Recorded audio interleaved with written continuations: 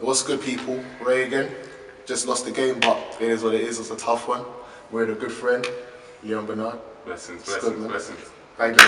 It's been a long time, man. It's been a minute still, Yeah. but it's good to see you, good health, you know. Thanks, man. That's Appreciate just it. one thing. See, nice. Appreciate it, man. Appreciate love, man. First thing, how's the game? It's just fun. Yeah. For those that might not know or whatnot, well, let's just do it today. So today's just fun. I haven't played in probably, constructively for the best part of 3 to 4 years, properly, constructively, like referees and everything else. Otherwise, just might see me down at runs, you know, down South East London, I've seen you up and down the place. Catch So bodies. a couple of heads might recognise me. If you don't at school, you might get to know me real soon because I still play. Yeah. And my thing is just about fun, really and truly, because I come up from an era where obviously it was very competitive and whatnot.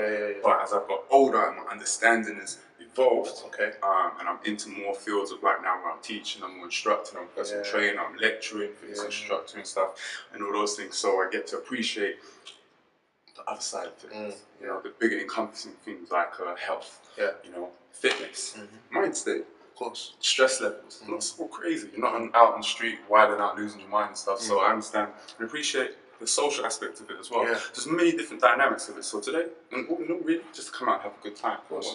Catch a sweat. Catch a sweat, as we say. If you don't know, it just means run, warm, catch an enjoyment. You might bang on one of these things, it might crush you up. It never happens to me. But it's fun. You leave, then you have a sweat, and you go back home, and then that's it. You know? Of course. You come out. If you want to take it more seriously, then fair enough. But you know, hate losing. But hey, if you should hate losing, if you're competitive, don't let anybody tell you it's okay to lose. No, you don't want to lose. But lose gracefully and take dignity. That's all. You know? That's the only thing. So let the people out there know about your basketball life, how you started. Just a brief thing about where you've been. Let's see, where did I start? Pimlico School. Had a, I'm not going to name no names, but I had a coach come to my school. And I was from athletics, gymnastics, mixed martial arts, or I should say before then, it was more martial arts background. So you might see me doing certain other things and whatnot, and you're like, that's not really basketball, what's that? But that's all part of my makeup and characteristics and whatnot. So, about 14, coach came to my school. He was like, you know what, you just got talent, potential. Just come down to my school, come down to my club. Westminster Warriors, which I had been. So I went down there and I played for them. At that time, it was like cadets. So they had the cadets A team, cadet B team. Then they also had the junior team, junior A team, the B team. I ended up playing for all 4 squads at 14 and traveling up to St. John's Wood and all this stuff, doing craziness. Nobody told me how to get out these places, but for the love of the game, which developed and whatnot, we wouldn't have done that. So, went there, there were some friends, whatnot. Still didn't know what I was doing on the basketball court. First game I played, ended up running around. Nobody knows this. But only people that know that was there. I'm gonna pass you a jewel. My first game, oh my days, I've got dunked on so many times. Like, my whole career, I've never been dunked on. Nobody will know where to, like, no one can tell me they dunked on. Apart from the first game, by a guy named Delroy.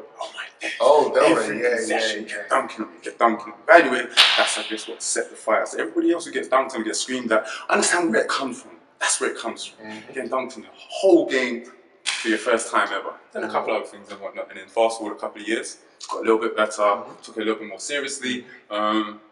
Started to, actually, no, let's just take it there. Rough and Ready was my announcement to the basketball heads thing. Those who know, Rough and Ready was the South, no, forget South, it was the basketball community's biggest event back then. So, I passed through the Brixton Recreation Centre. This is like probably like, I don't know, forget what year, like 98 or something like that. Came through there with my Nori t-shirt. I can tell you what Nori stands for. If you know, you know.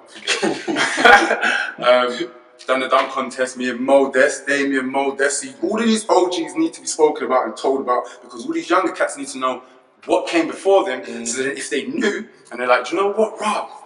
Then they can pick up where that person left off or understand what that person did to do, and then they can go further ahead as opposed to starting from ground zero again and then coming back up. So this is where older heads are supposed to come down. So everybody that's making it, they need to be talking to everybody, even if you don't make it, whether you go NBA, whether you go league, whether you go overseas or whatnot, you need to come back and talk to the younger ones so they know where to go, what to do, and what to expect, and they can start at a high level. So anyway, got better, joined up different teams, done the Towers, and just kept recruiting, like going through there and whatnot, playing games, doing well, winning championships, not winning, coming second, always coming second. If it ain't first, it's second. All right, just get that clear. But with that, just having fun, and in a couple of years, that was the junior side, then playing for the men's as well, and it went back to Westminster Warriors, and from that, just like joined up a whole many teams, playing with my boy Tayo Adelaja, if you don't know that guy. We're gonna talk to him. My guy Mark Burton, countless tournaments, get picked up playing for streetball.co.uk, which was a big like network in terms of just like ballers in England, just getting to showcase their talents and just getting under one house, one arena, all the big names that people might know and recognize and whatnot, that's doing something at basketball at this point in time. Yeah. Was always a part of that. Streetball Extreme, which we've done a European TV tour, Battle Europe, so that was aired up, that was like the highest rated show. I'm not lying to you, that was a madness because I was watching that. It's the only one that's been done. Let's not get it twisted, okay? So I'm gonna tell you, if you haven't seen it, it's the only basketball show that we've had in UK, yeah? There's been other shows, we've been a part of some of them, and not many others, but it's the only one that was really truly like, it was just a class of guys that just got together and then we went 12 stops up and down Europe, and basically it was like called Battle for Europe. We didn't know who was going to be playing, we just had to play people. We had professional teams, we had ballers just come off the street, anybody and everybody, and every time we kept playing somebody, so the first off at Amsterdam we beat them, and then everybody else would hear it down the line, so they're like, do you know what? So they're recruiting better players. Yeah. We can't recruit nobody. We can't say, yeah, you know what, we need a sub, let me hold up my boy, No, we're locked into what we're doing, so 11 stops, it kept going on and on. TVI got televised and whatnot. The network highest rated show, better than Gumball 3000. It was. The next following year they aired it again because obviously it was the biggest show on the network. So that's just like a personal history and whatnot. So there's talent in England, don't get twisted. But other than that, just touring up and down the UK, London, and then the whole world, New Zealand, doing all these tournaments and whatnot, mentoring, talking to people, talking to kids, and then still actively playing. Now, see, the thing with basketball, because through training and certain other disciplines, I'm able to still play. So I'm 36 right now. This year I'll be 37. This is a big thing, and this is something we need to all talk about, because you have a lot of guys who play the sport but don't pass on some of the health benefits that come with these things, okay? We need to be getting into our old age still relatively able to do what we need to do. You shouldn't be getting old and then you can't really do certain things, okay? But that comes through fitness and understanding and teaching and knowledge, okay? So we need to encourage these things. So bring your peoples down, bring your kids down to a game with your children and whatnot. Let them know that sports is fine. It's okay. You know? If you don't make it, you don't make it. That's what I think. I'm socialized. See, this is why I like talking. Every time I see you, you always teach me something. I've got so much to take up. So I appreciate can't take it to a grave. We're going to do with it. Right. Next question. What am I seeing you then? Anytime, man. Anytime. So, let's put it on blast. So he says he wants me to train him. Yeah. You might see a segment he'll load up with one of his training sessions. When he starts, maybe, and then when he ends. So you get to see what happens. There you go. Put it right in front of you. Yeah, don't worry, I got you. I got you. Hit me up in there. Hey, make sure you do what you need to do for your third game now. No, I know what I need to do. Good stuff. Hey, everybody, blessings. Peace out. One. Peace and love, man. Peace and love.